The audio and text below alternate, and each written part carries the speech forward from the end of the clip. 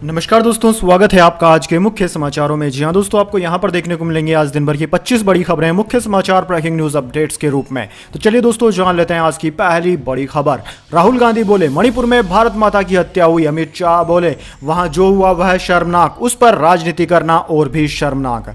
जी हां दोस्तों, संसद के मानसून सत्र में अविश्वास प्रस्ताव पर दूसरे दिन की बहस राहुल गांधी की स्पीच के साथ शुरू हुई। राहुल ने अपने 35 मिनट के भाषण में भारत जोड़ो यात्रा और मणिपुर पर बात की। राहुल ने कहा कि हमारे प्रधानमंत्री आज तक मणिपुर नहीं गए, उनके लिए मणिपुर हिंदुस्तान नहीं है। मैं रिलीफ कैंप गया, महिलाओं बच्चों से बात की, प्रधानमंत्री जी ने आज तक नहीं की। उन्होंने कहा कि सेना एक दिन में वहां शांति ला सकती है, आप ऐसा नहीं कर रहे हो क्योंकि आप हिंदुस्तान में मणिपुर को मानते ही नहीं हो। आप भारत माता के रखवाले नहीं हो, आप भारत माता के हत्यारे हो। इसके जवाब में गृह मंत्री अमित शाह ने कहा कि मणिपुर में जो हुआ वो शर्मनाक है, उस पर राजनीति करना उससे भी ज्यादा शर्मनाक है। उन्होंने कहा कि नरसिम्हा राव पीएम थे, तब भी मणिपुर में 700 लोग मारे गए थे, लेकिन पीएम वहां नहीं गए। इसके अलावा दोस्तों, राहुल गांधी के भाषण के जवाब में केंद्रीय मंत्री स्मृति ईरानी ने कहा कि राहुल गांधी भारत माता की हत्या की बात करते हैं और कांग्रेस ताली बजाती है। यह इस बात का संकेत है कि मन में गद्दारी किसके है। इसके बाद दोस्तों, अगली बड़ी खबर। राहुल गांधी के खिलाफ एक्शन ले, बीजेपी की 22 महिला सांसदों ने लोकसभा स्पीकर से कर दी शिकायत। जी हां दोस्तों, संसद सदस्यता बहाल होने के बाद लोकसभा में राहुल गांधी ने पहली बार बोला। हालांकि इसी बीच उनके कुछ बयानों पर विवाद होता हुआ नजर आ रहा है। अविश्वास प्रस्ताव पर चर्चा के दौरान संसद में उन्होंने फ्लाइंग केस दिया। राहुल गांधी के इस रिएक्शन का विरोध जताते हुए 22 बीजेपी महिला सांसदों की तरफ से लोकसभा अध्यक्ष से शिकायत दर्ज कराई गई। वहीं केंद्रीय मंत्री स्मृति ईरानी ने इसे अभद्रता बताया। दोस्तों, आपकी जानकारी के लिए बता दें, कांग्रेस नेता राहुल गांधी ने बुधवार को सांसद के तौर पर बहाल होने के बाद पहली बार संसद में भाषण दिया। राहुल गांधी जब अपना भाषण खत्म करने के बाद संसद से बाहर निकल रहे थे तो उन्होंने एक ऐसा वाकया किया जिस पर महिला सांसदों ने आपत्ति जताई। उस वक्त केंद्रीय मंत्री स्मृति ईरानी अविश्वास प्रस्ताव के खिलाफ भाषण दे रही थी। हालांकि राहुल गांधी के रिएक्शन का वो क्षण कैमरे में कैद नहीं हो पाया। मीडिया रिपोर्ट्स के मुताबिक, इस पल के गवाह रहे लोगों के मुताबिक, जब राहुल गांधी अपने अविश्वास प्रस्ताव भाषण के बाद लोकसभा सदन से बाहर निकल रहे थे तो उनकी कुछ फाइलें गिर गई थी। जैसे ही वो उन्हें उठाने के लिए झुके तो कुछ बीजेपी सांसद उन पर हंसने लगे।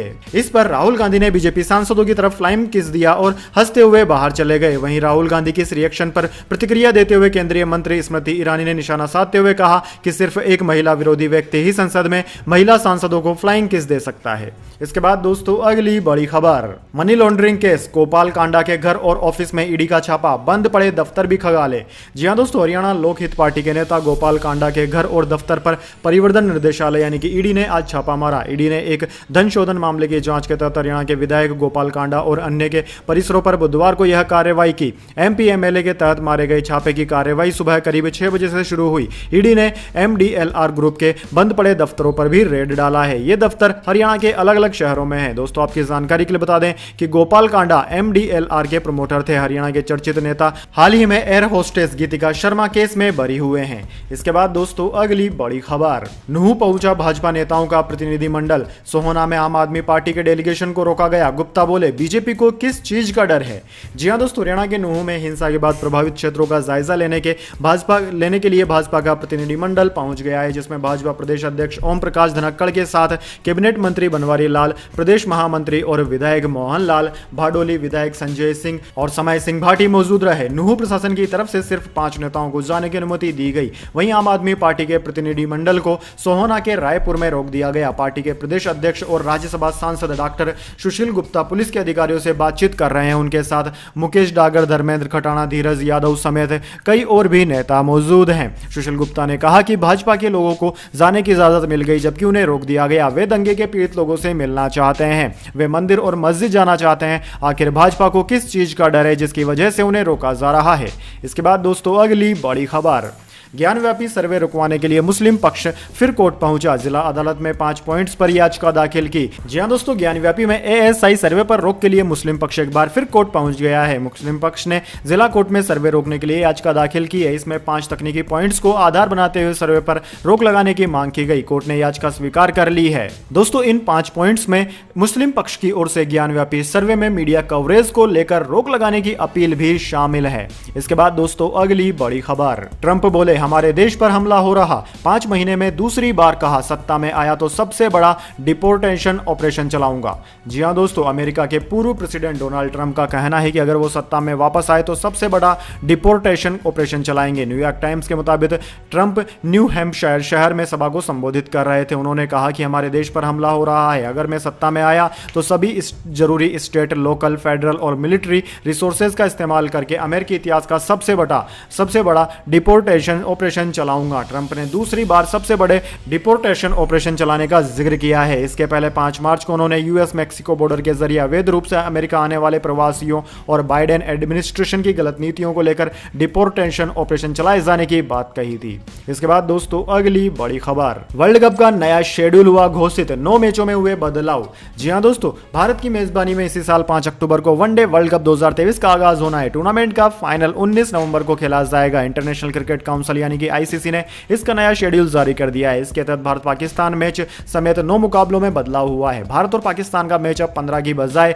एक दिन पहले यानी कि 14 अक्टूबर को अहमदाबाद के नरेंद्र मोदी स्टेडियम में खेला जाएगा। इसके समेत 9 मैचों के शेड्यूल में बदलाव हुए हैं। दोस्तों आईसीसी ने पाकिस्तान टीम के एक नहीं बल्कि 3 मैचों का शेड्यूल बदला है। पाकिस्तान टीम को भारत के खिलाफ अपना मैच 15 अक्टूबर को अहमदाबाद में खेलना था, मगर खबर है कि यह मैच अब एक दिन पहले यानी कि 14 अक्टूबर को उसी मैदान पर कराया जाएगा। 15 अक्टूबर को नवरात्रि का पहला दिन था, इसी कारण यह मैच रिशेड्यूल किया गया है। इसके अलावा दोस्तों 9 और मैचों को भी रिशेड्यूल किया गया है। इनमें England, Bangladesh, Pakistan, Sri Lanka, Australia, south Africa, New Zealand, Bangladesh, Bharat, Pakistan, England, Afghanistan, Australia, Bangladesh, England, Pakistan और भारत, नीदरलैंड्स का मैच शामिल है। इसके बाद दोस्तों अगली बड़ी खबर, तमिलनाडु में भाजपा कार्यालय से भारत माता की मूर्ति हटाई। भाजपा बोली डीएमके सरकार में निजी जमीन पर भी मूर्ति लगाने का अधिकार नहीं।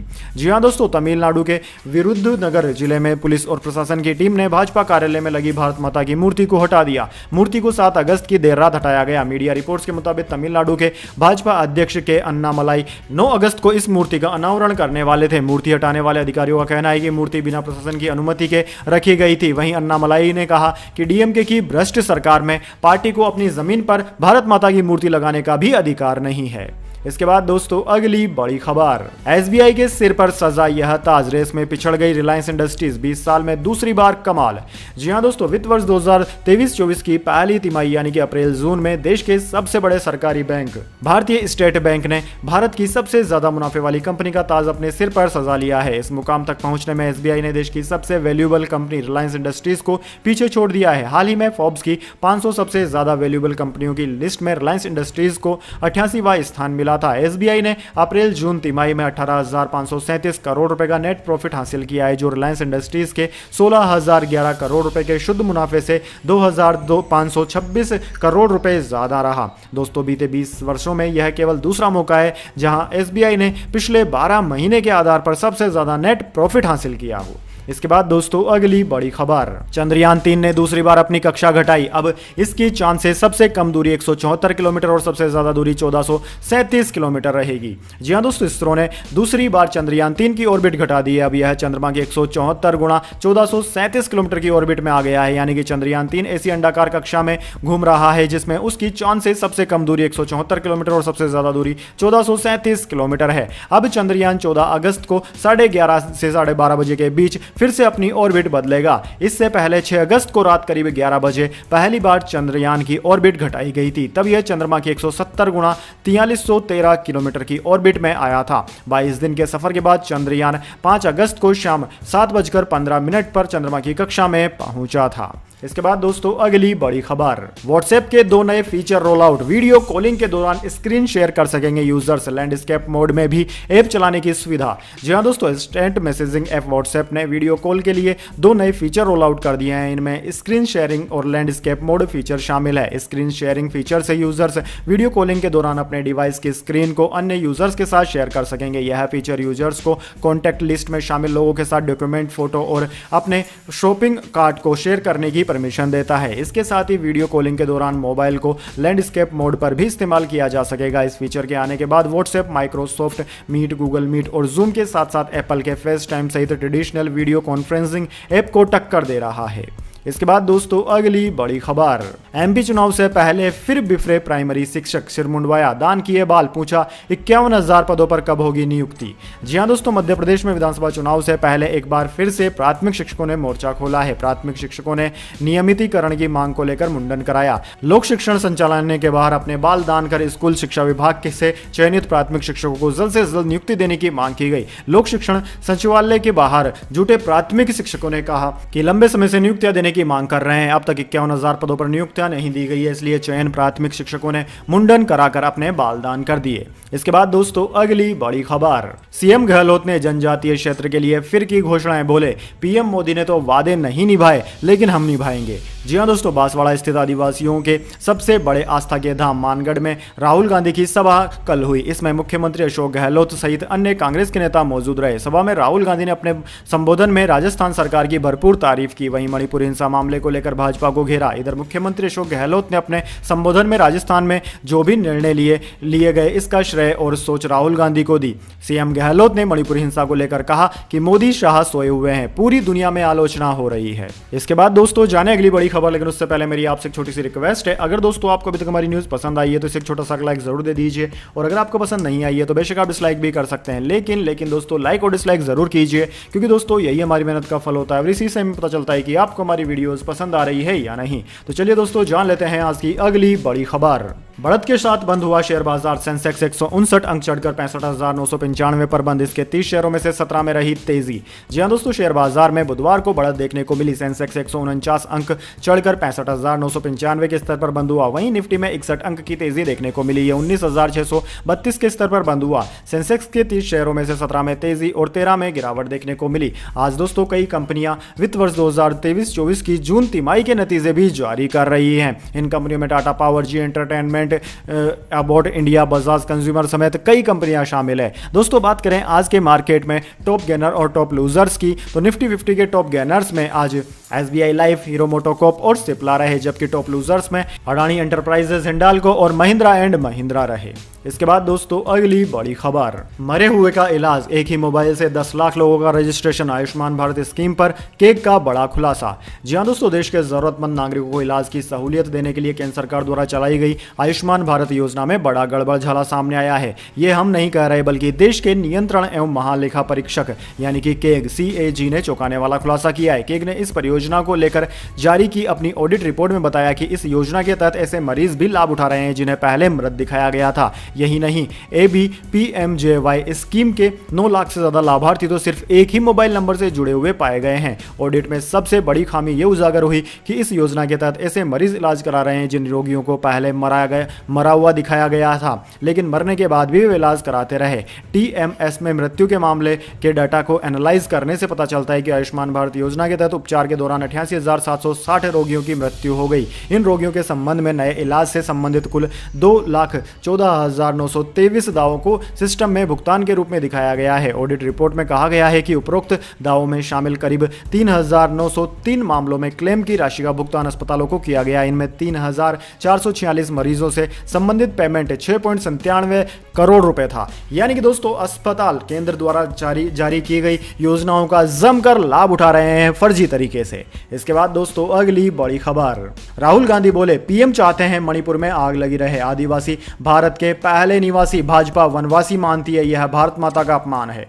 जी हां दोस्तों, विश्व आदिवासी दिवस पर कांग्रेस नेता राहुल गांधी राजस्थान के मानगढ़ धाम पहुंचे। सभा को संबोधित करते हुए उन्होंने कहा कि आदिवासी भारत के पहले मालिक है। यह जो हमारी जमीन है जिसे आज हम भारत कहते हैं, यह जमीन आदिवासियों की जमीन थी। यह मुझे मेरी दादी इंदिरा गांधी ने बताया, लेकिन भाजपा आदिवासियों को आदिवासी नहीं वनवासी कहती है। यह आदिवासियों और भारत माता का अपमान है। मणिपुर की हिंसा को लेकर राहुल गांधी ने कहा कि प्रधानमंत्री चाहते हैं कि मणिपुर में आग लगी रहे। राहुल गांधी ने और कहा कि भाजपा चाहती है कि आप देश के मालिक नहीं हो, आप तो जंगल में रहने वाले लोग हो। वे आपको वनवासी कहते हैं और वहीं वन उद्योगपतियों को सौंप दिए। वह चाहते हैं कि आहिस्ता आहिस्ता जंगल खत्म कर दें और आप कहीं के नहीं रहें।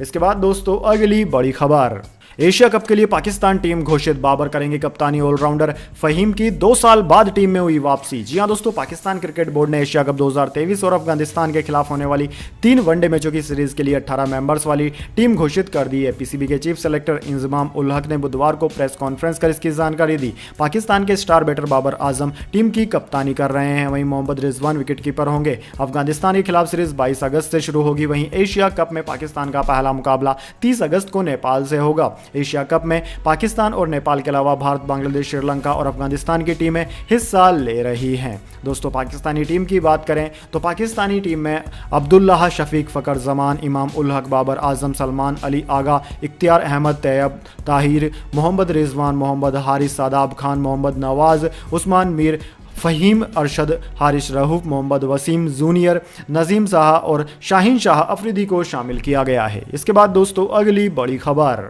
उत्तराखंड में लैंडस्लाइड से 2 बच्चों की मौत, होटल ढहा, पोडी काठगोदाम से 165 का रेस्क्यू किया, जम्मू श्रीनगर हाईवे हुआ बंद, अमरनाथ यात्रा भी रोकी गई। जी हां दोस्तों, उत्तराखंड, हिमाचल प्रदेश सहित देश के 7 राज्यों में अगले 24 घंटे में भारी बारिश के आसार हैं। उत्तराखंड में पिछले 24 घंटे से भारी बारिश जारी है। बुधवार सुबह लैंडस्लाइड से 2 बच्चों की मौत की खबर है। रामपुर में होटल बह गया और उत्तराकाशी में सड़कें टूटी हुई है। पौड़ी, गढ़वाल और काठगोदाम में फंसे करीब 165 लोगों को रेस्क्यू करके निकाला गया है। दोस्तों, जम्मू कश्मीर में लैंडस्लाइड के चलते जम्मू श्रीनगर नेशनल हाईवे भी बंद कर दिया गया है। साथ ही अमरनाथ यात्रा भी रोकनी पड़ी है। वहीं दोस्तों, देश के कुछ राज्यों में भारी बारिश का अलर्ट आईएमडी ने जारी किया है। इन राज्यों में उत्तराखंड, हिमाचल प्रदेश, बिहार, उत्तर प्रदेश, मेघालय, अरुणाचल प्रदेश और असम शामिल हैं। इसके बाद दोस्तों अगली बड़ी खबर, चंद्रयान 3 से 1 महीने बाद लॉन्च हो रहा रूसी मून मिशन, लेकिन पहले होगी लैंडिंग। जी हां दोस्तों, 47 साल बाद पहली बार रूस चंद्रमा पर अपना मून मिशन भेज रहा है। नाम है लूना 25। ये मिशन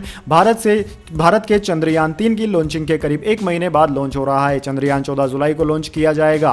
वहीं दोस्तों, चंद्रयान 3 को 23 अगस्त को चांद के दक्षिणी ध्रुव के पास उतारना है, लेकिन रूस का लूना 25 की यात्रा जल्द पूरी होगी। वह 11 अगस्त की सुबह करीब 4:45 बजे लॉन्च होगा और 21 या 22 अगस्त को वह चंद्रमा की सतह पर पहुंच जाएगा। इसकी वजह रूस के रॉकेट का बड़ा होना, बड़े इंजन का होना है। साथ ही रूस का रॉकेट ज्यादा खर्चीला भी है भारत के रॉकेट से। इसके बाद दोस्तों अगली बड़ी खबर, कुलदीप सबसे तेज 50 विकेट लेने वाले भारतीय गेंदबाज बने, चहल का रिकॉर्ड तोड़ा। सूर्या सबसे कम पारियों में 100 छक्के जमाने वाले भारतीय बैटर। जी हां दोस्तों, भारत वेस्टइंडीज तीसरे T20 मुकाबले में कुलदीप और सूर्या की जोड़ी ने टीम इंडिया को 7 विकेट से जीत दिला दी। इस जीत में लेग स्पिनर कुलदीप यादव और सूर्य कुमार यादव ने रिकॉर्ड तोड़ प्रदर्शन किया। सूर्य कुमार ने 4 छक्कों से सजी 83 रनों की विस्फोटक पारी खेली, तो कुलदीप ने 4 ओवर की गेंदबाजी में 28 रन देकर 3 विकेट चटकाए। गुयाना के प्रिविडेस स्टेडियम में कुलदीप ने अपना 50वां T20 विकेट हासिल किया, तो सूर्या ने इस फॉर्मेट में 100वां 6 जमाया। कुलदीप सबसे तेज 50 विकेट लेने वाले भारतीय गेंदबाज बने, तो सूर्या ने भारतीय बैटर्स में सबसे कम पारियों में 100 छक्के पूरे कर लिए हैं। दोस्तों, कुलदीप यादव ने करियर के 30वें T20 इंटरनेशनल मुकाबले में 50वां विकेट हासिल किया। वे सबसे तेज 50 विकेट लेने वाले भारतीय गेंदबाज बन गए। इससे पहले यजुवेंद्र चहल ने 34 पारियों में यह उपलब्धि हासिल की थी। इसके बाद दोस्तों अगली बड़ी खबर, महंगे गेहूं चावल से मिल सकती है राहत, सरकार ओपन मार्केट में करेगी लाखों टन बिक्री। जी हां दोस्तों, गेहूं और चावल के दामों में आने वाले समय में गिरावट देखने को मिल सकती है। खाद्य सचिव ने इस बात की जानकारी दी है कि सरकार ओपन मार्केट में अतिरिक्त 50 लाख टन गेहूं और 25 लाख टन चावल की बिक्री करेगी। इसके जरिए सरकार अपने गोदामों में मौजूद गेहूं और चावल की अतिरिक्त बिक्री करने जा रही है। दोस्तों, 1 अगस्त को सरकार के गोदामों में 28.3 मिलियन मेट्रिक टन गेहूं का स्टॉक था, जो 1 साल पहले 26.6 मिलियन मेट्रिक टन हुआ करता था। ट्रेडर्स का मानना था कि सरकार को अपने स्टॉक से ओपन मार्केट में गेहूं बेचना चाहिए, जिससे त्योहारी सीजन में सप्लाई बनी रहे और कमी को टाला जा सके। आज लिया गया फैसला इसी को ध्यान में रख कर लिया गया है, ऐसा माना जा सकता है। दोस्तों, देश में लगातार खाने पीने की चीजों के दाम बढ़ रहे हैं और इसके मद्देनजर सरकार के सामने मांग की जा रही थी कि इस दिशा में कोई ठोस कदम लिया जाए। इसके बाद दोस्तों अगली बड़ी खबर, सनी देओल की 300 गुना फीस पर बोले गदर 2 के डायरेक्टर। उन्होंने अपनी फीस से समझौता किया, फिल्म का बजट 100 करोड़ से बहुत कम है। जी हां दोस्तों, गदर 2 11 अगस्त को सिनेमाघरों में रिलीज होने के लिए तैयार है। इस बीच डायरेक्टर अनिल शर्मा ने फिल्म के बजट के बारे में बात की। उन्होंने कहा कि गदर 2 के बजट को बढ़ा चढ़ाकर बताया जा रहा है। इसे लेकर तकरीबन 100 करोड़ का अनुमान लगाया जा रहा है, लेकिन हकीकत में ऐसा नहीं। अनिल शर्मा ने कहा कि असल में गदर 2 का बजट सब इससे बहुत कम है। इतना ही नहीं, अनिल का कहना है कि सनी ने इस रोल के लिए अपनी फीस के साथ कॉम्प्रोमाइज किया है। उन्होंने करोड़ों फीस चार्ज करने वाले एक्टर्स पर तंज कसते हुए कहा कि इन दिनों हीरो और डायरेक्टर इतनी ज्यादा फीस चार्ज करते हैं कि बजट बढ़कर 600 करोड़ तक पहुंच जाता है। कभी कभी हीरो 150 करोड़ से 200 करोड़ तक फीस वसूल करते हैं। लहरे रेट्रो को दिए इंटरव्यू में डायरेक्टर ने सनी देओल की फीस पर भी बात की। उन्होंने कहा कि इन दिनों इंडस्ट्री में चल रहे ट्रेड का भी जिक्र उन्होंने किया है। इसमें एक्टर अपने रोल के लिए 150 करोड़ तक की फीस चार्ज करते हैं। बातचीत के दौरान अनिल ने गदर 2 के बजट को लेकर सवाल किया, जिस पर उन्होंने कहा कि वह चाहेंगे कि स्टूडियो को इस तरह के मसलों में बोलना चाहिए। हालांकि उन्होंने उन रिपोर्ट्स का खंडन किया जिसमें दावा किया गया था कि गदर 2 को बनाने में 75 करोड़ से 100 करोड़ की लागत आई है। अनिल ने बताया कि फिल्म का बजट बिल्कुल सही था और उन्हें नहीं लगता कि फिल्म ओवर बजट थी। तो दोस्तों यह थी आज की तमाम बड़ी खबरें। इसके बाद दोस्तों बारी आती है आज के माइंड क्विज क्वेश्चन की। जी हाँ दोस्तों, एक आसान से सवाल का जवाब देकर आप जीत सकते हैं एक अमेजिंग सरप्राइज गिफ्ट हमारे यूट्यूब चैनल की ओर से। तो दोस्तों आज का सवाल आपकी स्क्रीन पर आ चुका है। साउथ सुपरस्टार रजनीकांत फिल्मों में आने से पहले कौन सा पेशे में थे? जी हाँ दोस्तों, अगर आप जानते हैं कि साउथ के फिल्म स्टार रजनीकांत फिल्में बनाने से पहले क्या काम करते थे तो जल्दी से इसका जवाब कमेंट बॉक्स में लिख दीजिए। अगर दोस्तों आपका जवाब होता है एकदम सही और आप चुन जाते हैं लकी विजेता के रूप में, तो आपको मिल सकता है एक अमेजिंग सरप्राइज गिफ्ट हमारे यूट्यूब चैनल की ओर से। तो दोस्तों जल्दी से अपना उत्तर कमेंट बॉक्स में लिख दीजिए, वीडियो को लाइक कर लीजिए और चैनल को सब्सक्राइब करके बेल आइकन भी दबा लीजिए। धन्यवाद। वंदे मातरम। जय हिंद, जय भारत।